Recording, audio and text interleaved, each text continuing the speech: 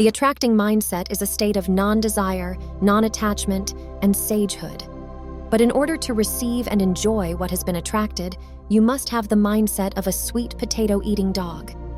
Hello, this is Inner Insight.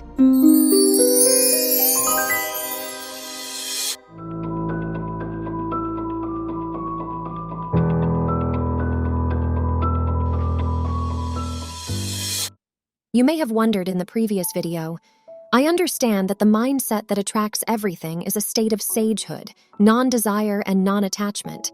But why weren't many religious and spiritual people actually wealthy? Most of them lived in poverty. How is this the mindset that attracts everything? You are absolutely right.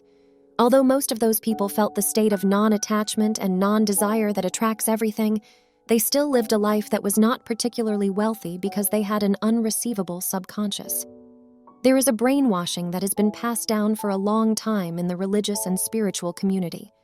It is the brainwashing that possessing things is bad, wealth and money are bad, and wealth is evil.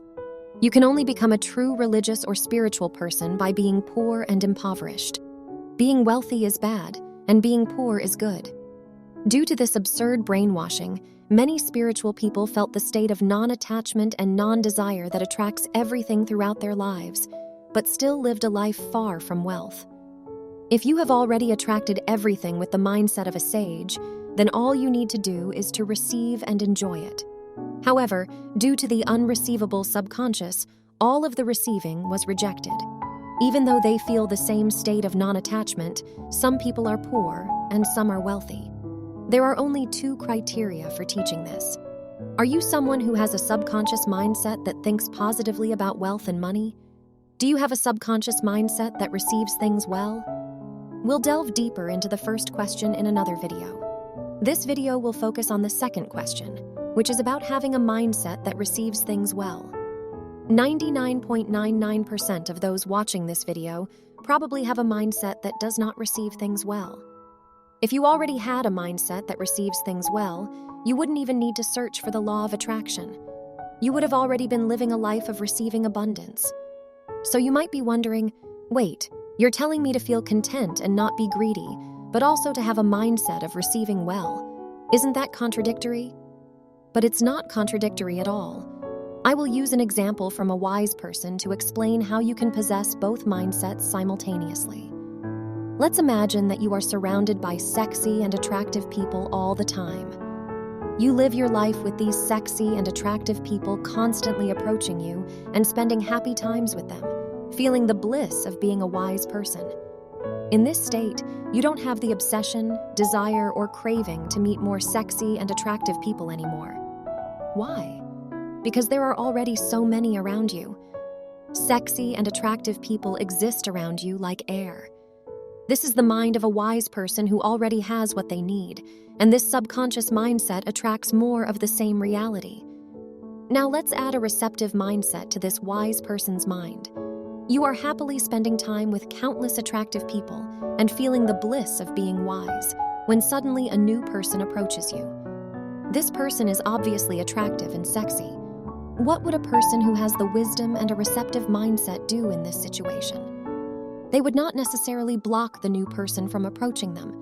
They would not avoid them because they feel burdened. They do not think, oh, sexy people are burdensome, or I don't need attractive people. But if not, then it's okay. Oh, but if a new partner approaches me, then thank you. I'll accept it gratefully. Well, there's no need to be picky. Thank you very much. You should absorb this mindset as it is. This is the mindset of those who truly have abundance. I have billions. Thank you. When I declare I have money, our subconscious, which only recognizes the present tense, assumes, oh, I don't have money right now. Then our subconscious keeps pulling in the present state of not having money. The real mindset of those who already have abundance is this. Well, receiving money is good, but if not, it doesn't really matter, because I already have more than enough money. So whether I receive more or not, it doesn't really matter. But if someone does give me money or something else, then thank you. I'll accept it gratefully. Well, there's no need to be picky. I will gratefully accept it. Most people don't receive gifts well, and I used to be the same way. I felt burdened by receiving gifts and felt like I had to repay them somehow. It felt like I was in debt. But now, whenever someone offers me something, I accept it with joy and without any sense of obligation. I focus 100% on the joy of receiving, like a dog enjoying a sweet potato treat. Why do we always want to give our dogs treats and snacks? It's because dogs don't feel burdened by receiving. They happily accept and enjoy their treats without any hesitation. It's that pure joy that makes us want to keep giving them more. But what if you offer a treat to a dog and it responds like this?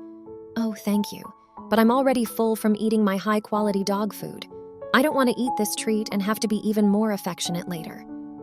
Even though the dog is being polite and well-mannered, it takes away the desire to give them more treats.